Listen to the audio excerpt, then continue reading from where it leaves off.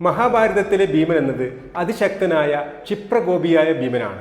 മഹാഭാരതത്തിലെ ഭീമൻ ഭക്ഷണപ്രിയനാണ്, യുദ്ധത്തിലാണെങ്കിൽ അതിക്രൂരനുമാണ്. ഇങ്ങനെ ഏകതമാന തലത്തിൽ തീർത്ത ഒരു കഥാപാത്രമാണ് മഹാഭാരതത്തിലെ ഭീമൻ എന്നത്. എന്നാൽ MTയുടെ രണ്ടാം മൂഴത്തിലേക്ക് എത്തുമ്പോൾ ഭീമൻ എന്നത് മഹാഭാരതത്തിൽ നിന്നും തികച്ചും വ്യത്യസ്തനാണ്.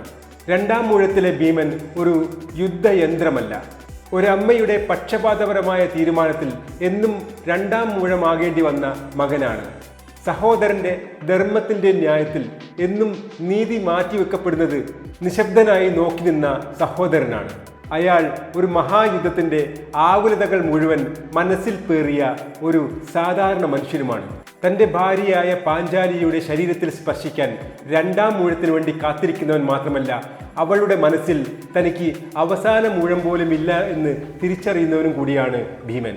ഇങ്ങനെ ചുറ്റുമുള്ളവർക്കിടയിൽ ഒറ്റപ്പെട്ടു പോയവൻ, തൻ്റെ ഈ വാഴ്ത്തപ്പെടുന്ന ശക്തി പലപ്പോഴും ഒരു ദൗർബല്യമാണെന്ന് തിരിച്ചറിഞ്ഞവൻ, മറ്റുള്ളവരുടെ മുന്നിൽ പലപ്പോഴും പരിഹാസ്യപാത്രമായി തലതാഴ്ത്തി നിൽക്കേണ്ടി വന്നവൻ, ഇങ്ങനെ പരാജയപ്പെട്ടവൻ്റെ, പിന്തള്ളപ്പെട്ടവൻ്റെ, അവഹേളിക്കപ്പെട്ടവൻ്റെ, ഒറ്റപ്പെട്ടു പോയവൻ്റെ, തകർക്കപ്പെട്ടവൻ്റെ മനസ്സും ആകുലതകളുമായി ജീവിക്കുന്ന ഒരു സാധാരണ മനുഷ്യൻ മാത്രമാണ് രണ്ടാം മൂഴത്തിലെ ഭീമൻ. ഇത്തരമൊരു ഭീമനെ സിനിമയിലേക്ക് കൊണ്ടുവരുമ്പോൾ അത് ഒരു മനുഷ്യന്റെ ശാരീരിക ശേഷിയുടെ പ്രകടനമല്ല, ആത്മസംവേദനത്തിന്റെ അളവാണ് കൂടുതൽ പ്രകടമാവേണ്ടത്. അവിടെയാണ് മോഹൻലാൽ എന്ന നടൻ എന്തുകൊണ്ട് രണ്ടാം മൂഴത്തിലെ ഭീമനായി വരണമെന്നത് അനിവാര്യമായി മാറുന്നതും. പൂർണ്ണമായും ഭീമന്റെ ആത്മഗതമാണ് രണ്ടാം മൂഴം. ഭീമന്റെ കാഴ്ചയിലൂടെ കാണുന്ന, അവന്റെ ബോധ്യങ്ങളിലൂടെ വളരുന്ന, അവന്റെ ചിന്തകളിലൂടെ വികസിക്കുന്ന, അവന്റെ നീതിബോധത്തിലൂടെ മുന്നോട്ട് പോകുന്ന കഥയാണ് രണ്ടാം മൂഴത്തിലേത്.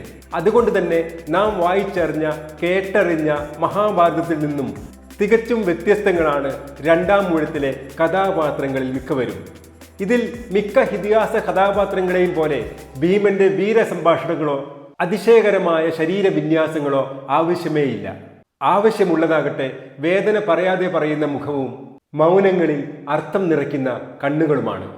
ഇന്ത്യൻ സിനിമയുടെ അഭിനയ പാരമ്പര്യത്തിൽ മൗനത്തെ ഇത്രയധികം അർത്ഥവത്താക്കി മാറ്റിയ മറ്റേതൊരു നായക നടനുണ്ട് മോഹൻലാൽ അല്ലാതെ.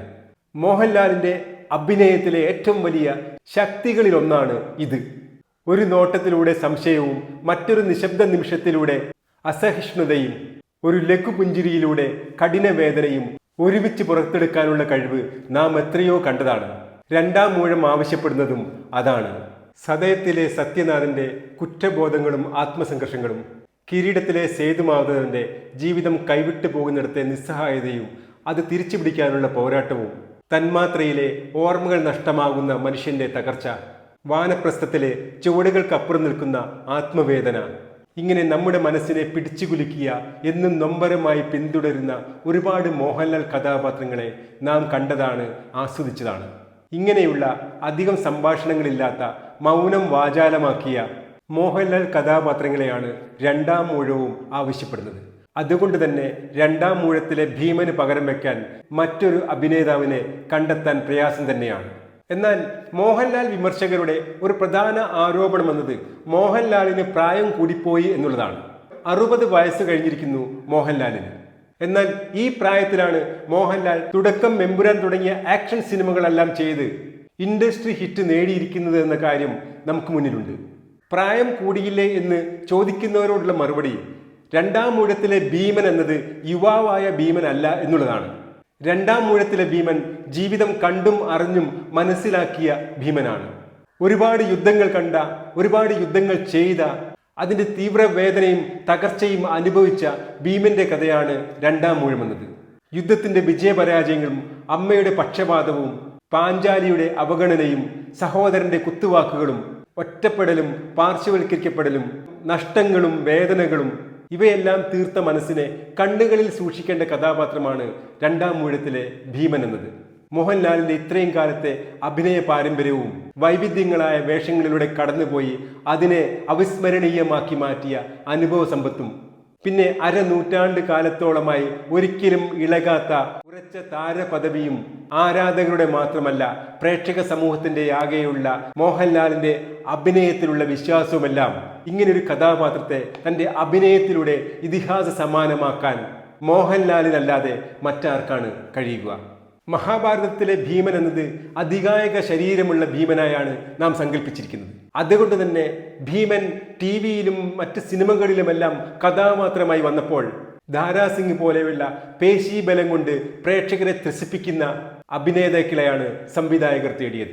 അലറി തന്റെ നേരെ ഓടി വരുന്ന ആനയെപ്പോലും ഇടിച്ചു തകർക്കാൻ കഴിവുള്ള അസാമാന്യ കായിക ശക്തിയുള്ള ഭീമനെ അത്തരം സിനിമകളിൽ അവതരിപ്പിച്ചപ്പോൾ ഭീമൻ എന്നത് ആ ശക്തിക്കുമപ്പുറമുള്ള അയാളുടെ മനസ്സിലേക്ക് കടക്കാൻ പ്രേക്ഷകരോ സംവിധായകരോ ശ്രമിച്ചിരുന്നില്ല. എന്നാൽ MT തന്റെ തൂലിക കൊണ്ട് എല്ലാം മാറ്റിമറിച്ചതാണ് രണ്ടാം മൂഴം.